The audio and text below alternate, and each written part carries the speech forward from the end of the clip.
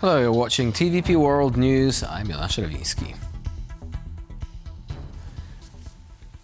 Now we begin with our coverage of the anniversary of the beginning of World War II in Poland. Polish leaders attended solemn ceremonies early on Monday to mark the 86th anniversary of the Nazi German invasion and bombing of Polish territory at the beginning of World War II.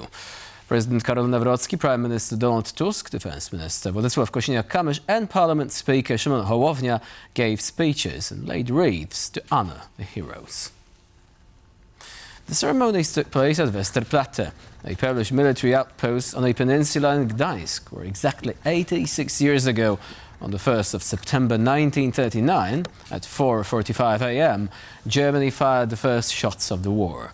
A small force of around 210 Polish soldiers heroically defended the outpost for 7 days against overwhelming German forces, becoming a symbol of Polish resistance.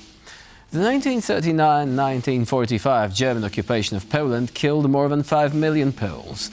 The country also suffered huge losses to its infrastructure, including the destruction of roads, railways, bridges and factories. In his speech, President Karol Nawrocki called for Germany to make war reparations to Poland, while Prime Minister Donald Tusk stressed that, and I quote, Poles must be wise and understand who is their enemy and who is their ally.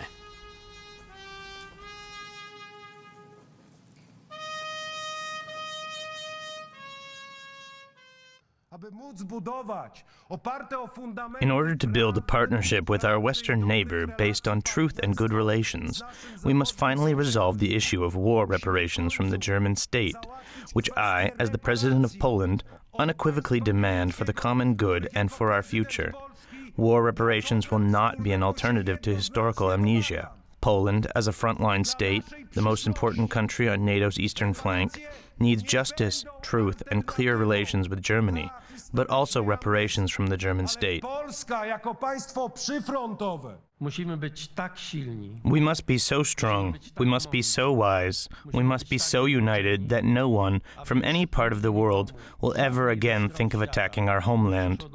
We must be wise to understand where this great threat comes from today, and with it whom we should unite in the effort to defend Poland and the entire Western world.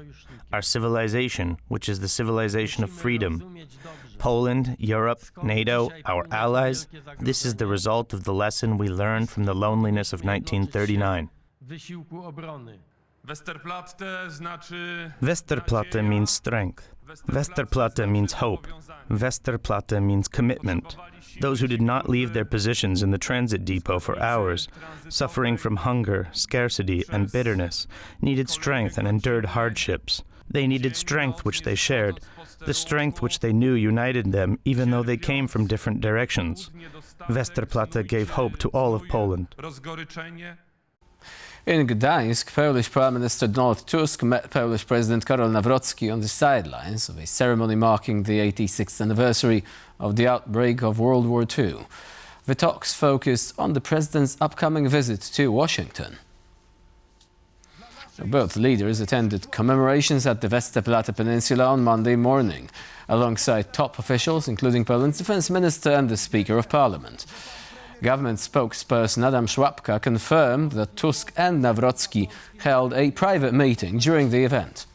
According to Szłapka, the key topic was the president's forthcoming trip to the United States.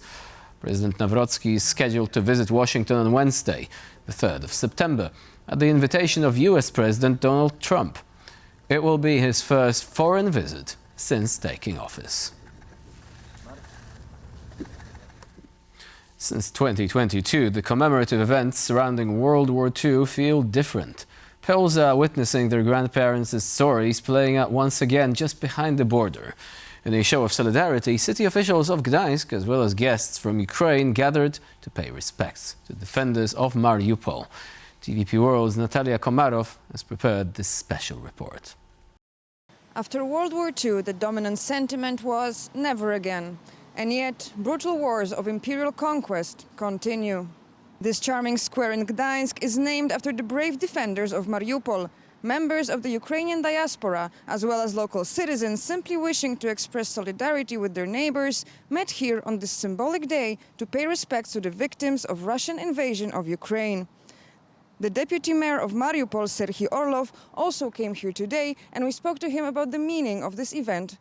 It's a very symbolic event because there are a lot of parallels with the situation that was before and that is nowadays in Ukraine.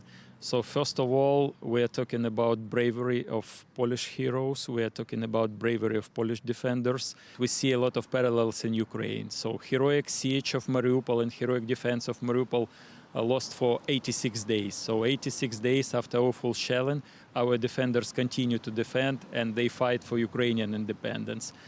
We also asked Emilia Lodzinska, the deputy president of Gdańsk, what it means for her and for the citizens of Gdańsk to express solidarity.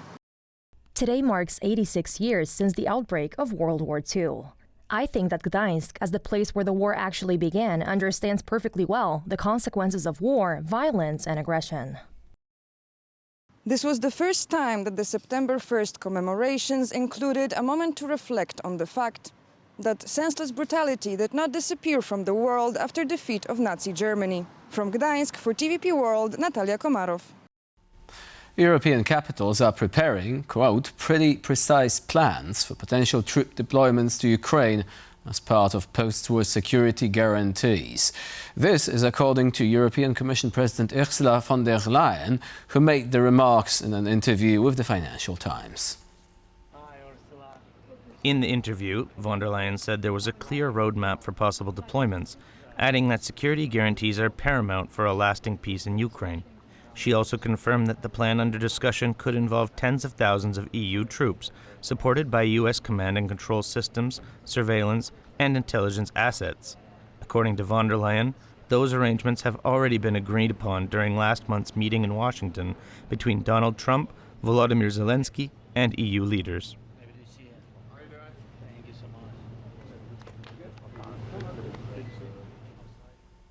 Leaders from two of the parties in Germany's ruling coalition are on a visit to the Ukrainian capital. While in Kiev, Jens Spahn of the Christian Democratic Union, Christian Social Union bloc, and Matthias Miersch of the Social Democratic Party will hold talks with Ukrainian authorities on Germany's continued support for Ukraine and efforts to end the war. To the Ukrainian capital, Spahn said their visit serves as proof that German government stands firmly with Ukraine. The German parliamentarian added that their trip is a clear message to the Kremlin that Germany is willing and prepared to continue providing Ukraine with military support. He also accused Vladimir Putin of wanting to continue the war and refusing any peace attempts. More than 2 weeks after the Alaska summit between US President Donald Trump and Russian leader Vladimir Putin, peace in Ukraine seems to still be a distant hope. Trump had suggested a breakthrough was near, with a meeting between Putin and Ukrainian President Volodymyr Zelensky expected within, and I quote, 2, maybe 3 weeks. That deadline expires today without progress or a ceasefire. Zelensky, speaking last week, reaffirmed Ukraine's readiness for talks and emphasized that Russia had not responded to Washington's proposal. French President Emmanuel Macron warned on Friday that if Putin failed to commit to a meeting with Zelensky by Monday, it would be a clear sign that the Russian leader was playing Trump. Macron added that such behavior should trigger additional sanctions from European nations. Meanwhile, at the Shanghai Cooperation Organization summit in China, Putin reiterated his hardline stance. He blamed NATO expansion and Western influence for the conflict, calling for, and I quote, a fair balance in the security sphere, a phrase widely interpreted as a demand for Ukraine to abandon its NATO ambitions and accept territorial concessions.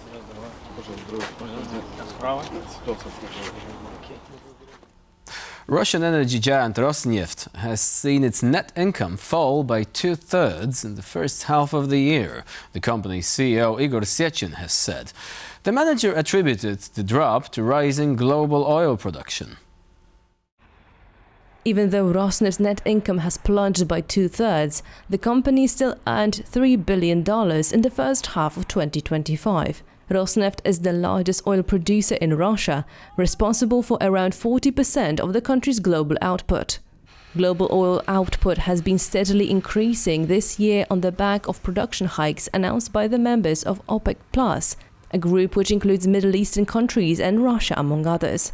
To date, the group has agreed to raise their production by 2.5 million barrels a day, bringing the average price of oil to $70 per barrel, down from $80 per barrel last year. A powerful magnitude 6 earthquake struck eastern Afghanistan on Sunday, causing widespread destruction and killing more than 600 people. The earthquake struck a mountainous region near the Pakistani border, with its epicenter close to the densely populated city of Jalalabad. Rescue teams are struggling to reach remote mountain districts where entire villages have collapsed as a result. According to the Afghan Interior Ministry, more than 1,500 people have been injured. A number of casualties is expected to rise as rescue teams gain access to the remote areas. And that's all for now. Thank you for watching, and please stay with us here on TVP World.